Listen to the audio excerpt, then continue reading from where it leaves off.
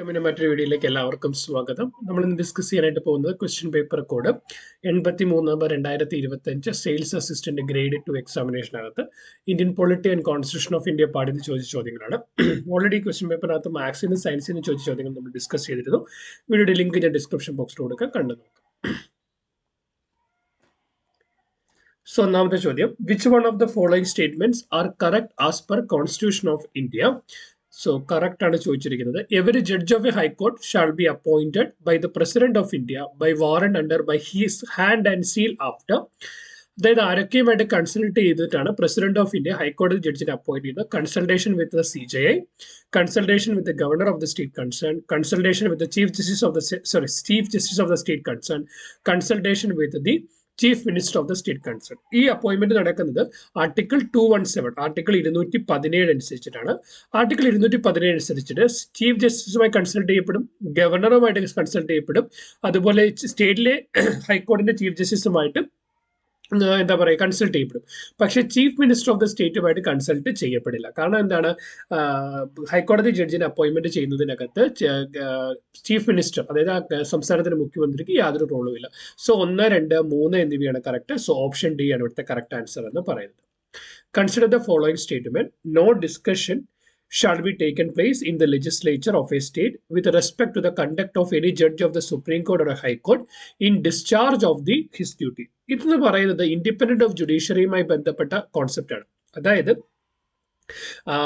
ഒരു സുപ്രീം കോടതിയിലെ ഹൈക്കോടതിയിലെ ഒരു ജഡ്ജിന്റെ കണ്ടക്റ്റുമായി ബന്ധപ്പെട്ട് അതായത് അദ്ദേഹത്തിന്റെ ഒഫീഷ്യൽ ഡ്യൂട്ടി ഡിസ്ചാർജ് ചെയ്യുന്ന സമയത്തുള്ള കണ്ടക്റ്റുമായി ബന്ധപ്പെട്ട് യാതൊരു കാര്യങ്ങളും നിയമനിർമ്മാണ സഭകളിൽ ഡിസ്കസ് ചെയ്യാനായിട്ട് പാടില്ല. ഈ സ്റ്റേറ്റ്മെന്റ് ശരിയാണ്. അത് ഇൻഡിപെൻഡൻസ് ഓഫ് ജുഡീഷ്യറിയുമായി ബന്ധപ്പെട്ട് വരുന്നതാണ്. Validity of any proceedings in the legislature shall not be called in question before the courts on the ground of any alleged irregularity of the procedure. അതായത്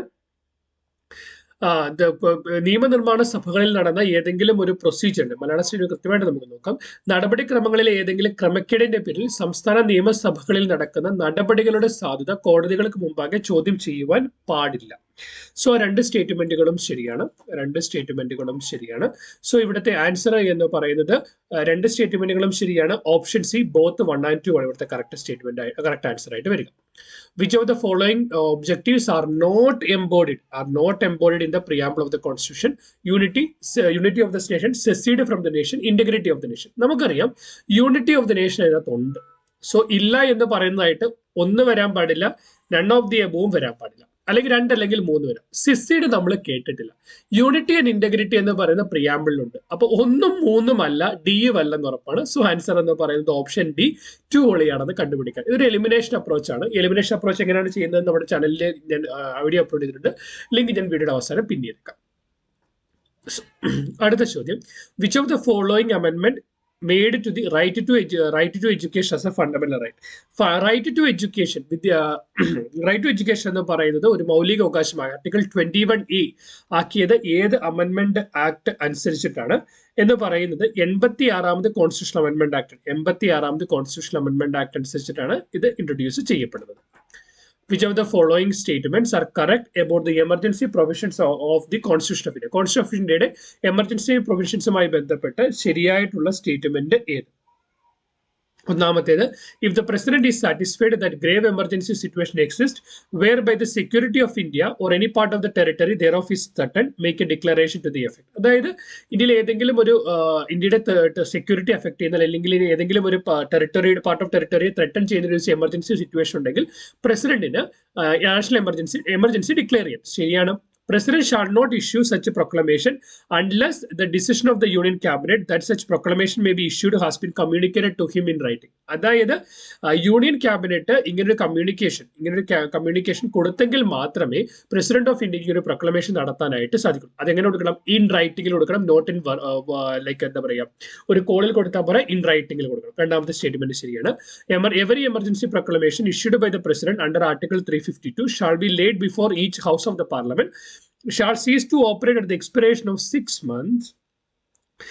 Before the expiration of that period, it has been approved by the resolutions of both houses of the parliament. So basically within the 6 month approve ചെയ്യണമെന്നല്ല, within 1 month ഇത് approach ചെയ്യപ്പെടും. Within 1 month approach ചെയ്യപ്പെടണം. അതുകൊണ്ട് ഈ ഒരു time schedule ഇവിടെ പറഞ്ഞിരിക്കുന്നത് തെറ്റാണ്. സോ അതുകൊണ്ട് തന്നെ ഈ സ്റ്റേറ്റ്മെന്റ് തെറ്റാണ്. 1 ഉം 2 ഉം ആണ് ശരി. സോ ഓപ്ഷൻ എ 1 and 2 ആണ് കറക്റ്റ് ആൻസർ എന്ന് പറയുന്നത്.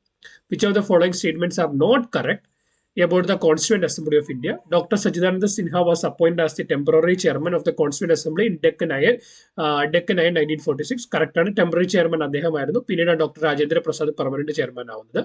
Jawaharlal Nehru move the objective resolution to the constituent assembly on December 11. ആ ഡേറ്റ് തെറ്റാണ്. മൂവ് ചെയ്തത് December 30 സോ രണ്ടാമത്തെ സ്റ്റേറ്റ്മെന്റ് തെറ്റാണ്. On August 29, 1947 the Constituent Assembly had set up a drafting committee under the chairmanship of Dr. B.R. Ambedkar. So ഇതിനകത്ത് നോക്കുമ്പോൾ മൂന്നാമത്തെ സ്റ്റേറ്റ്മെന്റും ഒന്നാമത്തെ സ്റ്റേറ്റ്മെന്റും ശരിയാണ്. രണ്ടാമത്തെ സ്റ്റേറ്റ്മെന്റ് മാത്രമാണ് തെറ്റ്. സോ ഓപ്ഷൻ സി only 2 ആണ് ഇവിടുത്തെ കറക്റ്റ് ആൻസർ എന്ന് പറയുന്നത്. Which one of the following subjects come under the concurrent list in the 7th schedule of the Constitution of India? Concurrent ലിസ്റ്റിൽ വരുന്ന മാറ്റേഴ്സ് എന്തൊക്കെയാണ്? ഫിഷറീസ് എന്ന് പറയുന്നത് ഒരു സ്റ്റേറ്റ് സബ്ജക്റ്റ് ആണ്. ദെൻ ഹെൽത്ത് എന്ന് പറയുന്നത് പബ്ലിക് ഹെൽത്ത് എന്ന് പറയുന്നത് ഒരു സ്റ്റേറ്റ് സബ്ജക്റ്റ് ആണ്. ഇലക്ട്രിസിറ്റി എന്ന് പറയുന്നത് ഒരു കൺകറന്റ് സബ്ജക്റ്റ് ആണ്. ഇലക്ട്രിസിറ്റി ഒരു കൺകറന്റ് സബ്ജക്റ്റ് ആണ്. സോ 3 ശരിയാണ്. ടോൾ എന്ന് പറയുന്നത് ഡിപ്പെൻഡിങ് അപ്പോൺ ദ സിറ്റുവേഷൻ ആണ്. സോ ബേസിക്കലി നമുക്ക് ഒരു കൺകറന്റ് സബ്ജക്റ്റ് ആണെന്ന് പറയാനായിട്ട് പറ്റത്തില്ല. സോ ഇവിടെ ആൻസർ ആയിട്ട് വരുന്ന കൺകറന്റ് ലിസ്റ്റ് വരുന്ന ഇലക്ട്രിസിറ്റി മാത്രമാണ്. ഓപ്ഷൻ സി ആണ് ഇവിടുത്തേക്ക് answer. Which of the following statements are correct about the constitution of India? Relation between union and states are given in the part 11 of the given in the part 11 of the Indian Constitution. Part 11 of the Indian Constitution. Correct. Part 11 of the Indian Constitution ലാണ് union state റിലേഷൻഷിപ്പുകൾ പറയുന്നത്. Federal റിലേഷൻഷിപ്പുമായി ബന്ധപ്പെട്ട് പറയുന്നത്. Provision related to the services under union and states are given in the part 14 of the Indian Constitution. Correct.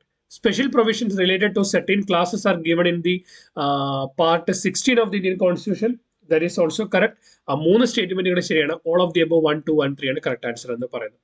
Which of the following statements are correct about the composition of State Human Rights Commission? Chairperson of the commission should be a person who has been a chief justice or the judge of the High Court. So ശരിയാണ്. അതായത് human rights കമ്മീഷന്റെ state human rights commission chairman ആവുന്നത് ഒന്നെങ്കിൽ ഹൈക്കോടതിയിലെ ജഡ്ജോ ഹൈക്കോടതിയുടെ chief ജസ്റ്റിസോ ആയിരിക്കണം.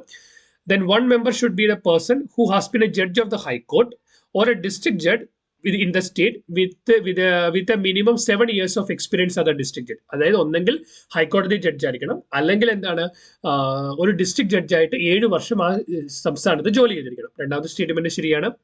Governor of Kerala has appointed the first Human Rights Commission consisting of Justice J.B. Koshi as the chairperson. No, first Human Rights Commission chairman എന്ന് പറയുന്നത് justice M.M. Pareeth